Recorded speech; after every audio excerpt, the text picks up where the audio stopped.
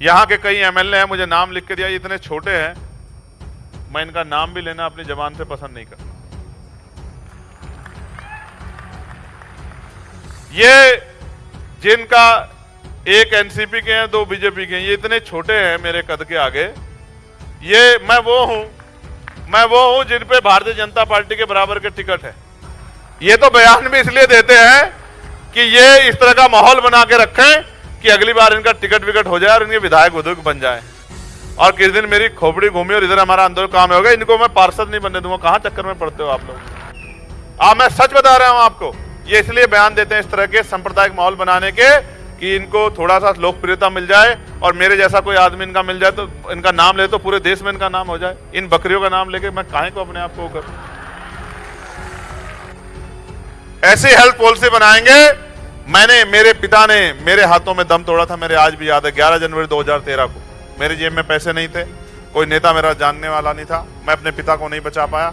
मैंने उस दिन प्रण लिया था, उस दिन संकल्प कर लिया था कि इतनी ताकत बनानी है कि किसी के पिता की, किसी के भाई की, किसी की बहन, किसी पत्नी के बच्चों की जान पैसे कमी के कारण ना जाए। ऐसी हेल्थ पॉलिसी बनानी। इस हेल्थ पॉलिसी तभी मजबूत होगी जब उसी हॉस्पिटल में डीएम का, एसएसपी का इलाज होगा, उसी हॉस्पिटल जहां मंत्री, विधायक, सांसद का और मुख्यमंत्री का इलाज होगा, जहां किसान और गरीबों के बच्चों का इलाज होता है। आप देखना क्या शानदार पॉलिसी बनेगी, आप देख।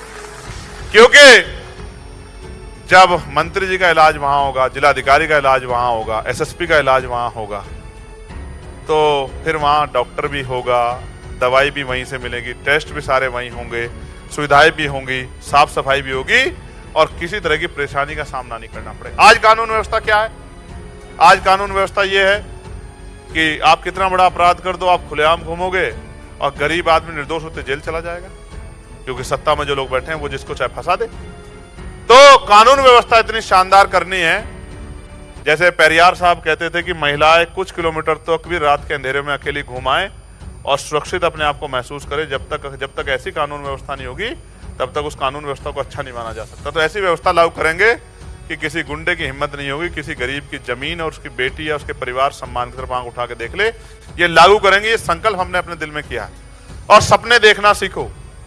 सपने नहीं देखोगे तो पूरे कैसे करोगे?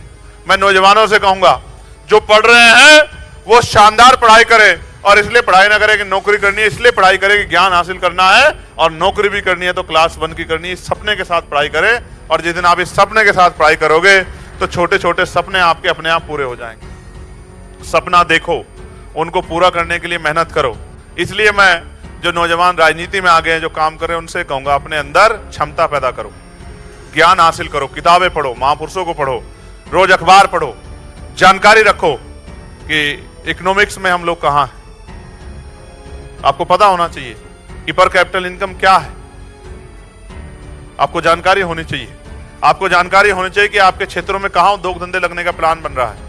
आपको जानकारी होनी चाहिए कि किस क्षेत्र में कितना पैसा बजट सैंक्शन हुआ, किस काम के लिए, और वो कितना लगा है। आपको जानकारी हासिल करनी पड़ेगी। आपको जब जानकारी होगी तभी आप सवाल पूछ पाओगे ना। जानकारी नहीं होगी तो कुछ नहीं कर पाओगे। मैं आपसे फिर कहूंगा, जो निजी हित के लिए जुड़ेगा वो टिकेगा नहीं, और जो समाज के हित के लिए जुड़ेगा वो रुकेगा नहीं। बिल्कुल सब सीधी बात।